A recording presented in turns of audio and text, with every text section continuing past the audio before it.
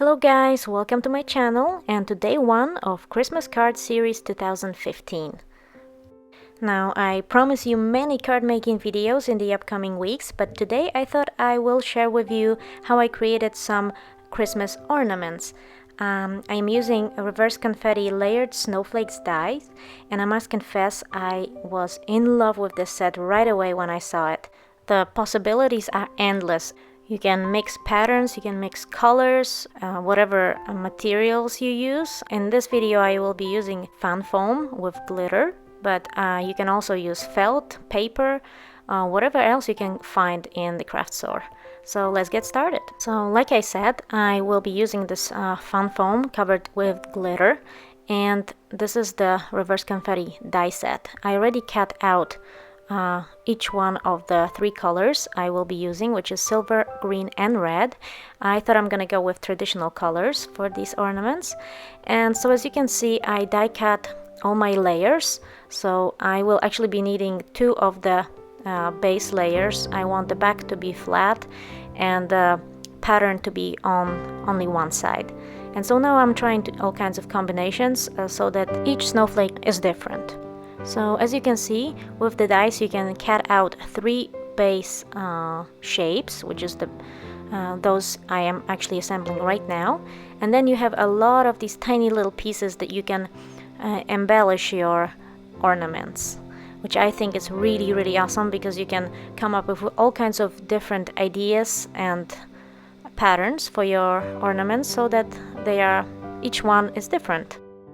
So to start with, I am going to glue these 2 base pieces together, which of course later on I realized I made a mistake because I had to put a ribbon in the middle, but I used Tambo Mono liquid glue to start with, which I do not recommend because with fan foam, because it doesn't really stick that well and it takes a long time to actually dry in this case. Later on you can see me switching to multi-medium matte, which worked much better. But at this point I am actually glad I used the Tambo Mono because I could open up my snowflake later and slip in my ribbon. So as you can see, I'm layering all my parts. You can do whatever you want. It really is. There's so many different options that you can do. There's no need to restrain yourself to one particular pattern.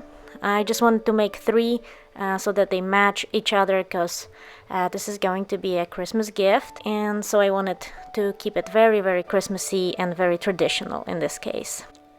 In this case, working with fan foam was challenging in a way that it was kind of hard to adhere all the elements because of the material the fan foam is.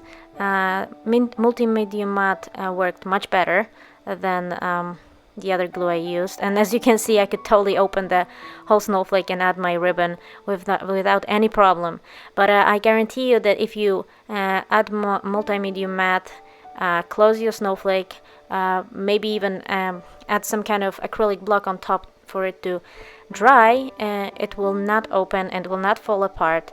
I've made these ornaments a few days ago and they're completely fine and stick together properly, nothing falls off. So as long as you use a good glue, it will not fall apart. So these are the 2 I already created, and now for the last one, I'm gonna skip through the process because I didn't want to bore you, and this is pretty simple. You can see here that I had all these elements plus the 1 fan foam round circle in the middle.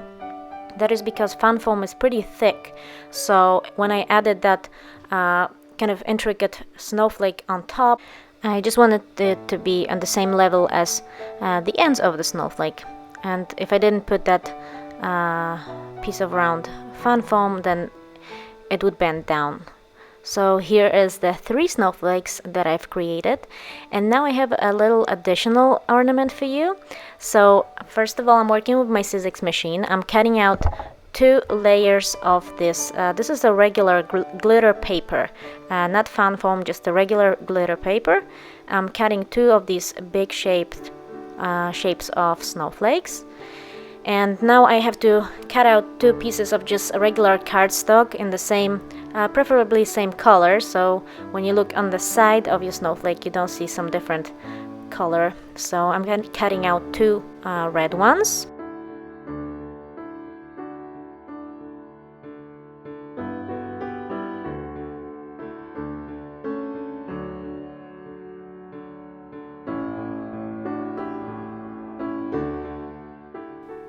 And now I'm going to adhere the glitter paper onto my cardstocks, both of the layers.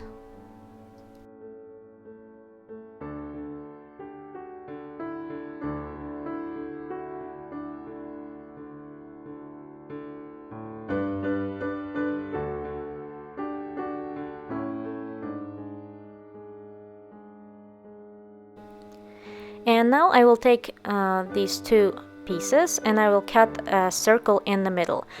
You should kind of try to have the circle on both sides in the same place, so then when you put it together it matches. I didn't want to run my snowflake through the die cut machine and cut through both layers, because last time I tried it, it didn't cut out entirely. It had some kind of problem, maybe because of the glitter. So here I am doing each side separately and trying to have it in the exact same spot. And as you can see, the circle size is the same as this little snowflake that we will later cut out of white glitter paper.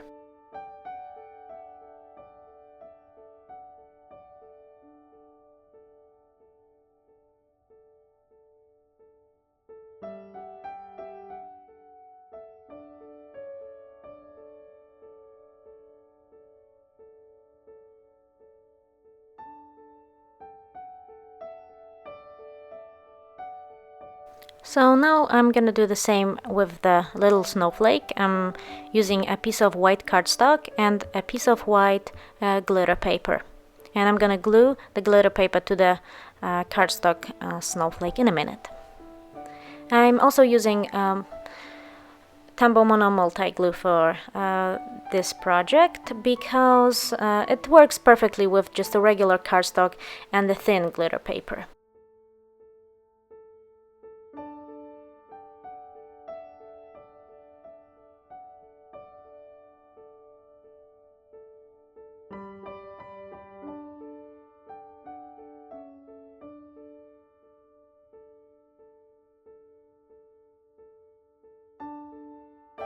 And just try to remember that all the scraps you can definitely use for other projects, or in this case for different ornaments, because this little snowflake fits perfectly in the circle, and this is one I tried earlier that day.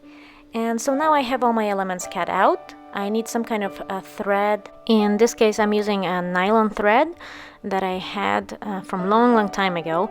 The reason why I wanted to use this one, it's transparent, so you wouldn't see that the white snowflakes in the middle is hanging on anything. It would actually look like it's floating in the middle, which is pretty cool.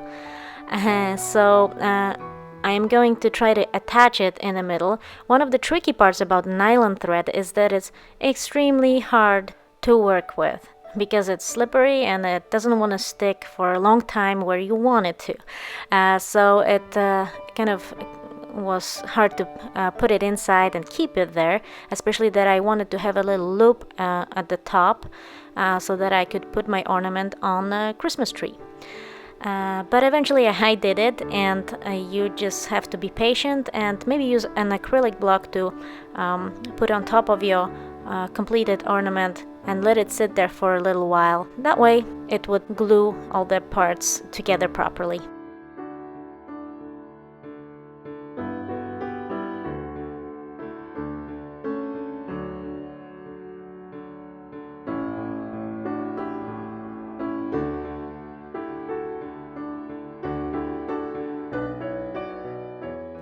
And here's me bragging how my ornament is already hanging on the lovely thread. Of course it didn't last long because I didn't leave it to dry long enough. But I fixed it and everything was fine. So now the white snowflake goes in the middle, and now finally you can see the thread.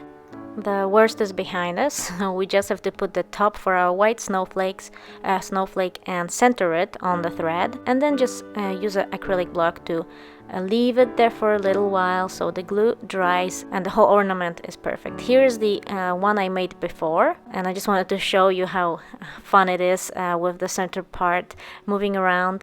Now, creating this ornament was probably not a genius discovery, but to me it was like discovering a new star on the sky.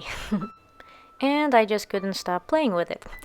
So I also, of course, added some embellishments to this ornament. So I went with those tiny little pieces from the set. And I decided to add green, going along with the traditional color combination.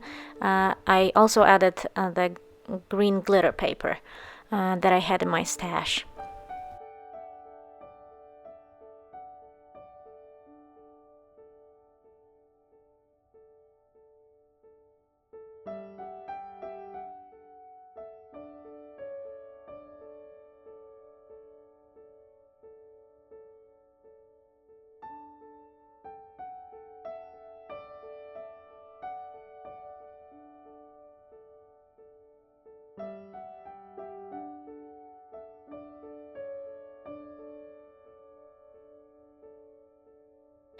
And of course I couldn't leave you hanging. I had to show you how wonderful it looked in the sunlight with all the glitter and all the spinning fun.